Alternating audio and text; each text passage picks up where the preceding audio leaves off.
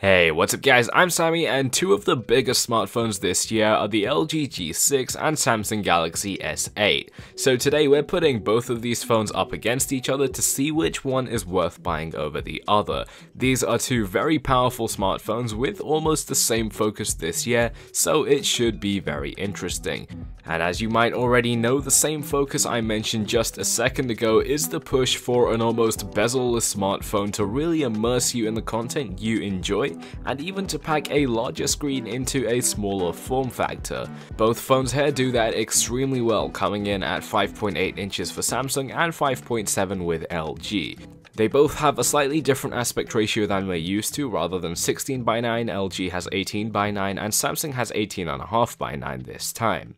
The screens on both of these phones are huge pluses, and the design that goes with them are also very impressive. Considering that they both come in with almost the same resolution, your experience with these displays will almost be the same, except for one huge exception.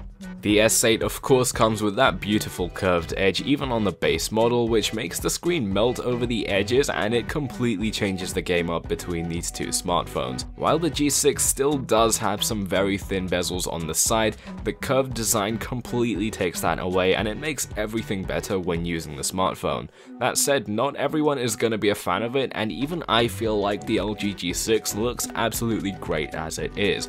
While I would still go for the S8 here, I think it's very close all things considered. That's really not to say that the LG G6 design is worse. It looks absolutely great in its own ways, but I do feel like the S8 just looks a little bit better.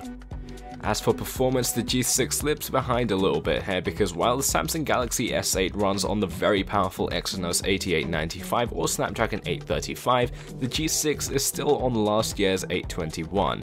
It's still definitely a very powerful processor and you're not going to run into any issues with it, but that doesn't take away from the fact that it is a little bit disappointing. For most things you'll be doing though, you really aren't going to notice any differences in performance and speed, so it's really just a thing for bragging rights. In terms of pure hardware though, the S8 also gains a little bit more of a lead on the G6 when it comes to Bluetooth, because it's actually the first smartphone to run on Bluetooth 5.0. That obviously gives you better connectivity with Bluetooth devices, which is actually really good, but it also allows you to connect with two Bluetooth devices at the same time, which is absolutely great.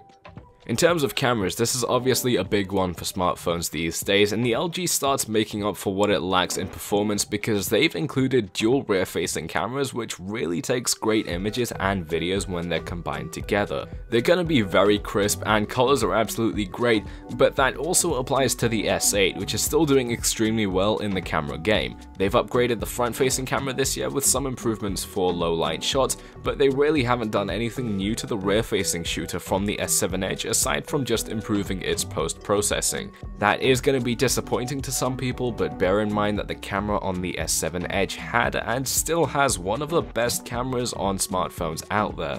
Side by side though, you really aren't going to notice a difference between the two cameras on the G6 and S8, so it's down to the other factors that should help you decide whether or not you want this phone. Both smartphones come with IP68 rated water and dust resistance, which obviously you guys all know I'm super happy to see, and that means you can use these pretty much anywhere with no concerns of where you are or what you're doing. To put that in perspective, the S8 has even been unboxed underwater on video, which I'll make sure to link in the description below that like button. They also both ship with the new Android Nougat 7.0 out of the box and have a fingerprint reader on the back, which some people aren't too happy about, which I can definitely understand. Unfortunately, that is the only form of advanced security to unlock your G6, but to make up for it, Samsung has also included facial recognition and an iris scanner, giving you 3 advanced ways to get into your phone, which is extremely cool to see. The G6 definitely falls behind here, but I have a feeling that most people won't really care about the iris scanner and facial recognition, because you're gonna get used to that fingerprint scanner placement on the back pretty quickly anyway, no matter how much you say that you don't like it now. That said, for someone like me who's a huge tech enthusiast, the S8 definitely gets some points here for going above and beyond other smartphones in terms of security. These extra ways to unlock your phone can actually be quite convenient in day-to-day use as well, so it doesn't hurt to include them.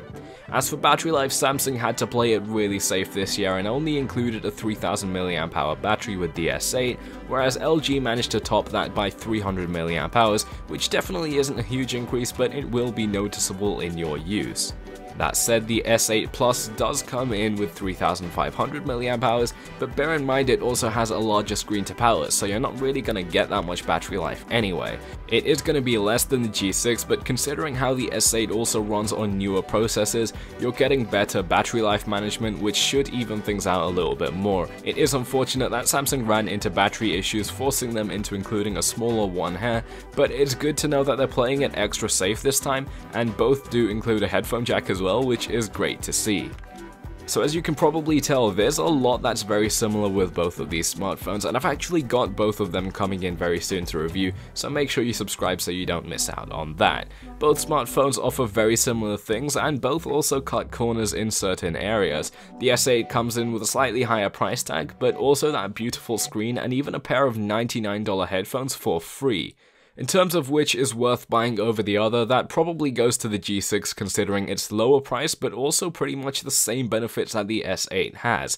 That said, if you're willing to spend the extra money to go for an S8, I do think that's going to be the better choice in most cases. Honestly though, it's a question of if spending that extra money is worth it to you, and really I don't think it is. It's just a case of, yeah, the S8 is better, but the G6 makes more sense to buy overall. But guys, that is going to be it for my comparison of the S8 and LG G6. I hope you found it useful, I hope you've enjoyed this video. If you've done any of those things, make sure to hit that like button, subscribe if you're new around here, and I'm out. Peace.